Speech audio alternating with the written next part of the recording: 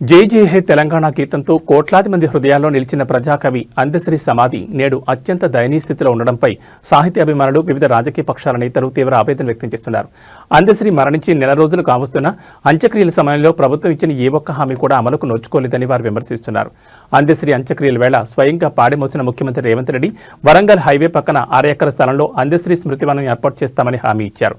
కానీ నేడు గట్కేసర్ ప్రాంతంలో ఆయన సమాధి కనీసం గుర్తుపెట్టలేని విధంగా తయారైందని, చుట్టూ పిచ్చి మొక్కలు మలిచి పట్టించుకునే నాదులే కరువయ్యారని మండిపడుతున్నారు.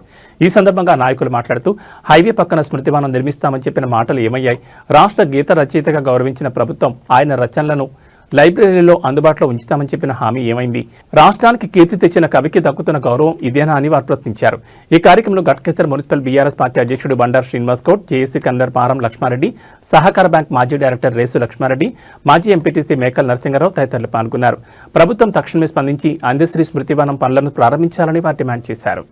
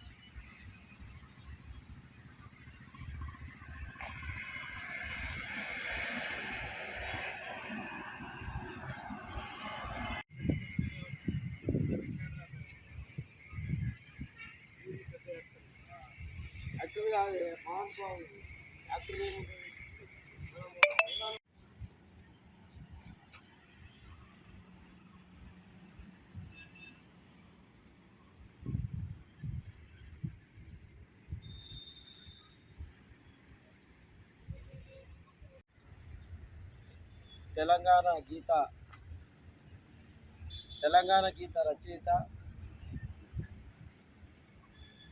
ప్రజాకవి, సామాజిక విప్లవ కవి, మన రాష్ట్ర గీతాన్ని రచించిన జయ జయ తెలంగాణ గీతాన్ని రచించిన మహానుభావుడు.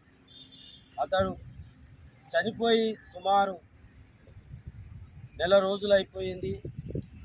కానీ అతని యొక్క ఘాట్ అనేది, పరిస్థితి అనేది చూడండి. మనందరము తెలంగాణలో ఉన్న వాళ్ళందరూ, మరి గౌరవ ముఖ్యమంత్రి గారు రేవంత్ రెడ్డి అన్న గారు అతను పాడమోసి ఈ యొక్క స్మృతి వనాన్ని ఆదర్శంగా రాష్ట్రంలో కాదు దేశంలో కూడా గుర్తించే విధంగా దీన్ని తీర్చిదిద్దా అని చెప్పాడు.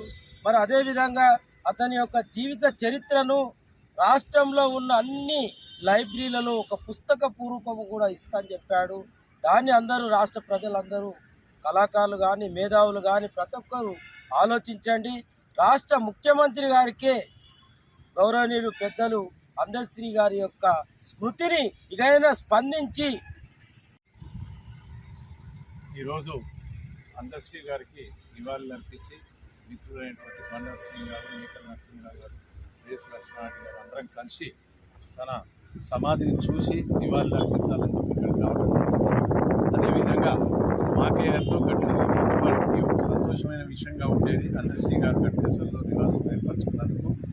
తర్వాత అకాల మరణంతో తను మరణించటం, రాష్ట్ర ప్రభుత్వం ఎంతో తనకు లాంఛనాలు ఎంతో పెద్ద ఎత్తున చేసి ఒక నిరూపించుకున్నటువంటి మహానాయకుడు రేవంత్ రెడ్డి గారు ఈరోజు ఎంతో స్మృతివనం ఇక్కడ నిర్మాణం చేస్తున్నారంటే మా మున్సిపాలిటీకి ఒక పెద్ద టూరిజం ప్లేస్ లాగా అవుతుందని చెప్పేసి మేము ఆలోచించుకుంటూ రావటం జరిగింది.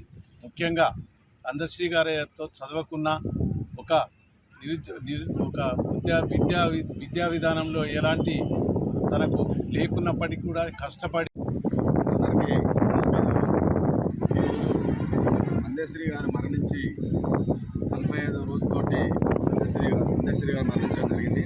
ఆయన 1961 జూలై 18వ తారీఖు నాడు ఎక్కడో మారుమూల గ్రామంలో జన్మించి అంచెలంచెలుగా హైదరాబాద్లో స్థిరపడి ఒక జాతీయ గీతంతో తెలంగాణ రాష్ట్రానికి జూన్ 2వ తారీఖు నాడు ఏదైతే జాతీయ గీతాన్ని ఆవిష్కరించడం జరిగింది.